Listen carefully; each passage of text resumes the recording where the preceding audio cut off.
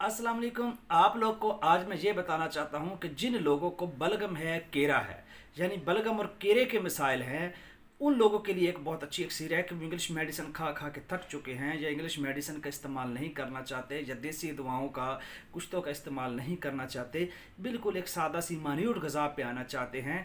और दूसरा, अपने दिल को वो ताकतवर बनाना चाहते हैं, दिल के मसाइल से निकलना चाहते हैं। उनके दिल की धड़कन जो है वो ज़्यादा हो जाती है, कम हो जाती है, ब्लड का ज़्यादा हो जाना, लो हो जाना, ये सारे मसाइल जिस बंदे को हैं और उसके साथ उसको केरा है, बलगम है, तो वो अपना इलाज करवाना चाहता है, तो और वो करना भी खुद चाहता है, देसी टोटकों के साथ करना चाहता है, तो उसके लिए एक बेहतरीन अक्सर जो है वो है बैंगन। कि वो बैंगन का इस्तेमाल करे, बैंगन का जो है वो सालन खाए। अब ये तरीकाकार है, चाहे तो वो महीने में 4 से 5 बार खाना शुरू कर दे।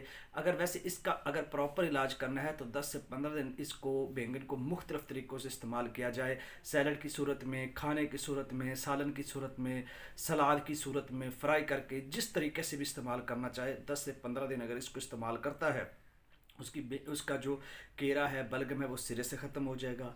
उसका ब्लड के जितने मसाइल हैं वो बिल्कुल क्लियर हो जाएंगे। यानी ब्लड लो है तो उसको मेंटेन करेगा, ज़्यादा है तो उसको मेंटेन करेगा, दिल को ताकत देगा, तकवीत बख्शेगा। तो ये सारे मसाइल जो हैं इनका हल बैंगन है। शुक्रिया।